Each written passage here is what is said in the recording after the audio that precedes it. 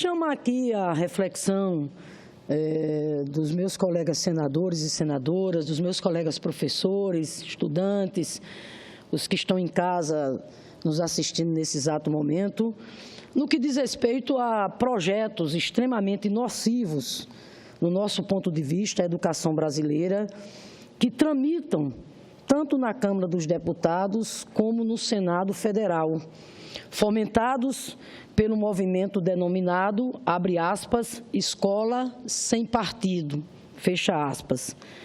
Movimento esse que, aparentemente, é liderado por um advogado, o senhor Miguel Najib, mas que também pode ser, segundo questionamentos que têm sido feitos, pelo Instituto Milênio, ou também da antiga tradição Família e Propriedade, a TFP, organização de extrema-direita que apoiou o golpe civil-militar de 64.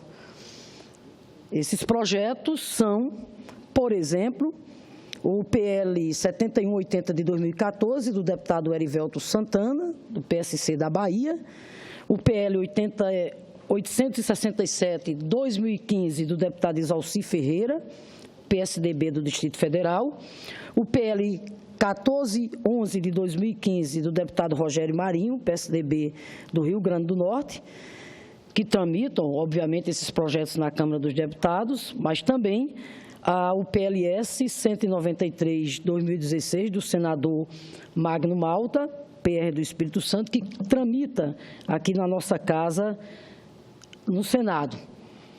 Esses projetos se vinculam à ideologia do movimento Escola Sem Partido, que, na verdade, defende uma escola com partido único, ultraliberal na economia e ultraconservador no que diz respeito aos direitos humanos.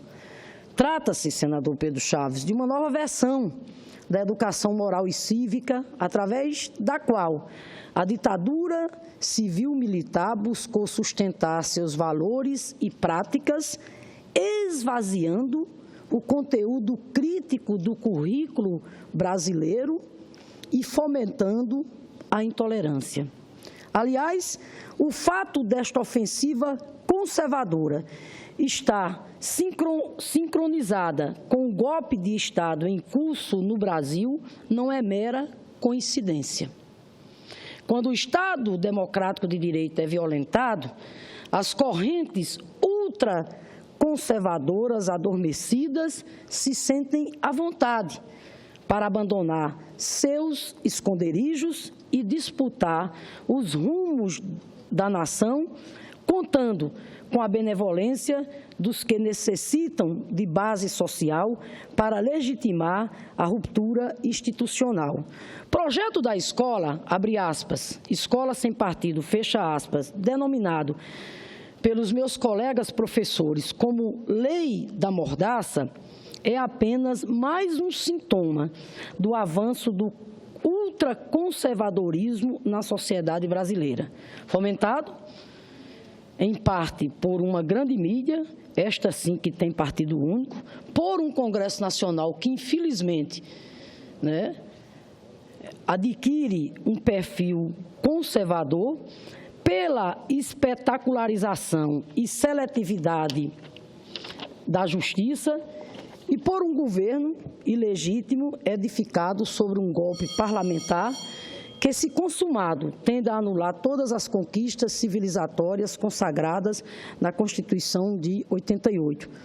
Não é por acaso que estamos testemunhando atentados contra as sedes de partidos progressistas, agressões físicas contra militantes de esquerda, violência arbitrária e gratuita contra gays, lésbicas, travestis, bissexuais e transexuais, militarização das escolas, criminalização geral e restrita da política.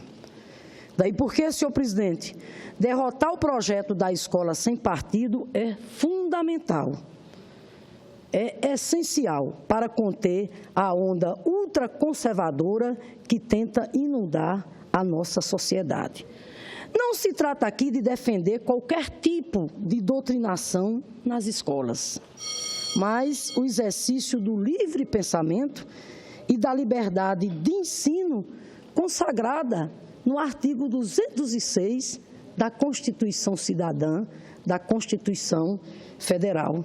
Não se trata de defender uma suposta ideologia de gênero, mas de educar para a cidadania, para o respeito às mais diversas identidades de gênero e orientações sexuais, evitando assim que o preconceito e a intolerância produzam mais vítimas. Não se trata, senhor presidente, de defender a partidarização do currículo, mas de promover a formação de sujeitos críticos, capazes de se posicionar diante da realidade que os cerca e das injustiças sociais, independente de quem as produza.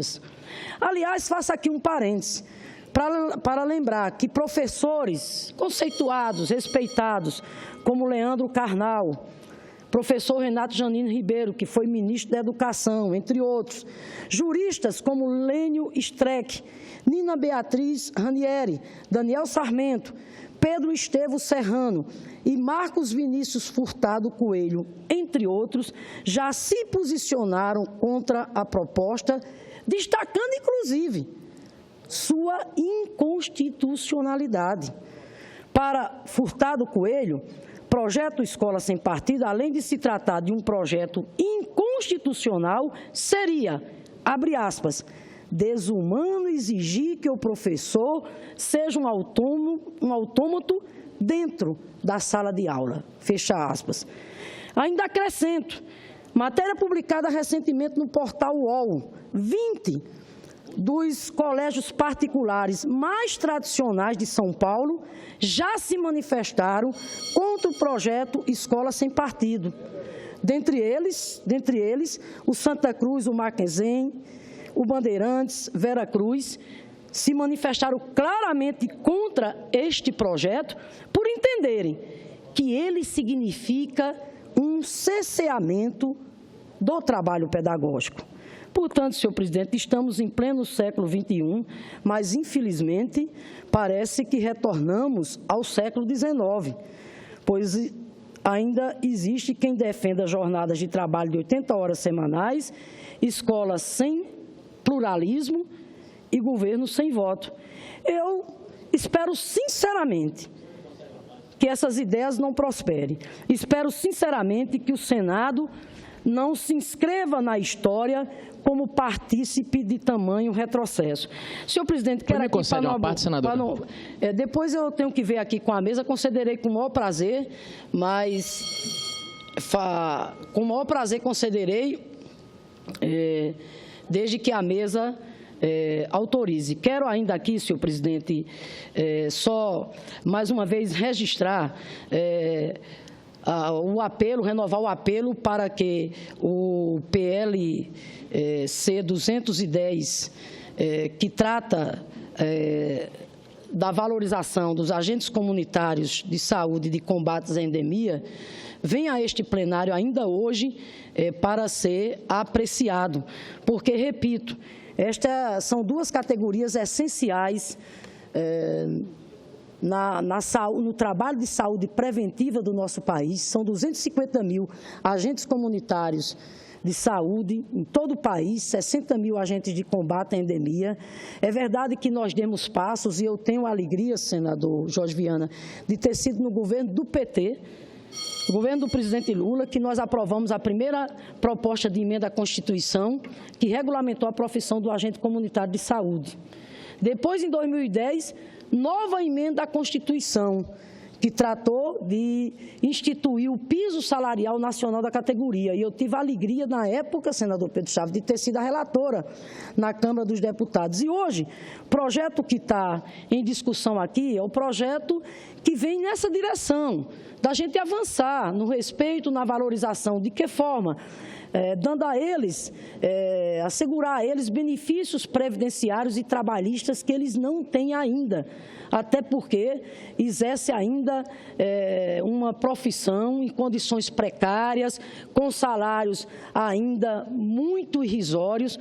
Por isso que faço aqui mais uma vez o apelo para que os líderes assinem o requerimento de urgência e que a gente possa aprovar hoje ainda o relatório do senador Flecha Ribeiro ao projeto de lei 210, que vem para promover a valorização salarial e profissional dos agentes comunitários de saúde e de combate a endemias, bem como o projeto de lei 32 de 2016, que trata da Defensoria Pública, aprovado hoje na Comissão de Constituição e Justiça, e nada mais justo do que, a exemplo do que fizemos ontem, quando aprovamos aqui, senador Dário, um conjunto de projetos de lei que garantem melhoria salarial para os servidores públicos do governo federal, fruto do diálogo com o governo da presidenta Dilma. Nada mais justo que hoje também, aqui neste plenário, venhamos a aprovar o projeto de lei 32, 2016, que trata de valorização dessa importante categoria que são os defensores públicos da União, dos estados, pelo trabalho significativo que eles exercem, sobretudo atendendo aos mais pobres, aos mais carentes, aos mais simples do país. Senador Jorge Viana, se o senador Medeiros pedir uma parte, se Vossa Excelência conceder, eu estou à disposição. Sem dúvida, mas é que a senhora já usou o dobro do tempo, então só peço que os colegas façam a parte, mas é importante, senador Pedro. Se eles façam a parte, ela conclui, porque o senador Paulo Bauer está ali na espreita, no bom sentido, esperando para fazer uso da tribuna. Não vai explicar, senador. Comunitário de saúde e de combate a endemias, bem como da Defensoria Pública da União, mas estou à disposição. Obrigado, senadora Fátima Bezerra, senador Jorge Viana. Senadora Fátima, nós estamos diante de um debate que ele precisa ser feito. Porque o grande desafio que se impõe é justamente assim, como formar alunos com consciência crítica sem partir para a doutrinação. E quando esse debate começa em nível nacional, seja por qual ala seja, conservadora ou progressista, é porque algo está inquietando os pais. Eu dou exemplo disso porque nós estamos aqui diante de uma pessoa que talvez seja um dos mais experientes aqui no Senado em termos de educação, que é o senador Pedro Chaves, porque o faz desde a década de 70. E há poucos dias estava em casa e ouvindo esse debate na televisão, o meu sogro falou, olha, nessa parte eu não tive que me preocupar, porque tantos materiais didáticos da MASSE, que era a escola do senador Pedro Chaves, ele falou, nunca tive esse problema e a escola formou os filhos dele com consciência crítica, preparou os cidadãos, conforme Vossa Excelência falou, sem partir para aquela doutrinação. Isso é um perigo porque não vamos ser ingênuos. A gente sabe que tem duas formas de se tomar o poder. O poder não é dado a ninguém. Existe uma luta fratricida entre todos os grupos querendo chegar ao poder. Ou se toma via armas, ou se toma via convencimento. E vem aquele lá desde o início, quando Stalin e Lenin defendiam que se tomasse o poder pela força, e Gramsci, do outro lado, o filósofo Gramsci, dizia, vamos tomar por dentro. Eu sou exemplo disso porque eu fiz 2 cursos superiores e via muito bem que existe uma verdadeira guerra de correntes dentro da nossa academia. Há poucos dias eu disse, olha, o prejuízo que o Partido dos Trabalhadores está dando aí na Petrobras, está falando que trouxe problema na Petrobras, trouxe rombos, trouxe negócio na economia, eu falei, isso é irrisório diante do prejuízo que está ficando dentro da academia, porque é diferença de pensamento. A academia ficou fechada, partiu para ficar uma academia em si mesmo e tem doutrinação, sim. Agora, Vossa Excelência tem razão. Vamos amordaçar por isso os professores? Não, mas precisamos encontrar um meio termo, porque que nós temos pais preocupados no Brasil, temos. Senhor presidente, senador Pedro Chaves, pois não, com o maior prazer. O meu parte é mesmo, mais ou menos na mesma linha do Medeiros, é o seguinte: Paulo Freire falava muito em conscientização e politização simultaneamente, né? Desde a criança do antigo ensino primário. Eu presumo que é importante uma análise profunda nos livros didáticos, porque qualquer coisa tem um viés sempre. Por mais isento que seja o professor, o livro didático ele tem um viés. Ou ele é esquerdo, ou é direito, ou é centro, ele tem um problema delicado. Então, nós sempre procuramos, dentro da escola, buscar livros mais isentos possíveis. A ideia básica da escola sem partido é manter a escola laica, sabe, senadora? Não é a escola que é uma tendência direita e esquerda. A escola laica leva a isso, leva a que a gente tenha isenção na forma de explicitar o conteúdo, sem abrir mão, obviamente, de cada professor, da diversidade. Eu acho importante que o professor ofereça sua contribuição dentro do seu conteúdo, da sua forma. O importante é não haver uma doutrinação efetiva na escola. Não tendo isso, é impossível você tornar um professor que tem uma formação, ou sociólogo, ou psicólogo, ou filósofo, ele abrir mão de todo esse conteúdo que ele tem naturalmente. Então, o importante é que não haja a forma de doutrinação, mas que ele leve, lembrando sempre da escola laica. Era isso só. Obrigado. Agradeço a parte do senador Pedro Chaves, do senador José Medeiros, e quero tomar a liberdade aqui de dizer que a escola sem partido, pelo que tem se apresentado, ela vem exatamente na direção de se contrapor aos princípios e às diretrizes que tratam do capítulo da educação, consignados tanto na Constituição como na própria LDB. A escola sem partido é um desserviço ao debate sobre o presente e o futuro da educação brasileira, na medida em que, no fundo, ela pretende ser uma mordaça. No fundo, o que ela pretende é cessear o trabalho do professor, inclusive naquilo que é o seu ofício, que é o trabalho pedagógico. Veja bem, concordo inteiramente com o senhor. Claro que o que nós professamos é uma educação laica, republicana, é o que o senhor defende também, senador Pedro Chaves, eu tenho consciência disso. Educação laica, republicana, educação pública, educação com qualidade social, educação inclusiva para todos e para todas. E nós nos inspiramos exatamente na Constituição Federal e na LDB. Veja o que diz a LDB no seu artigo 3º. Ele coloca que as diretrizes têm que ser seguidas tendo como norte igualdade de condições para o acesso e permanência na escola, liberdade de aprender, ensinar, pesquisar e divulgar a cultura, o pensamento, a arte e o saber. O pluralismo de ideias e de concepções pedagógicas e respeito à liberdade e apreço à tolerância. É exatamente o oposto do que a escola sem partido defende. Por isso que nós entendemos que uma ideia como essa não pode prosperar. Por isso que nós esperamos que o Congresso Nacional, enfim, não aprove projetos que vêm nessa direção de cessear a liberdade de pensamento, do ensino, né?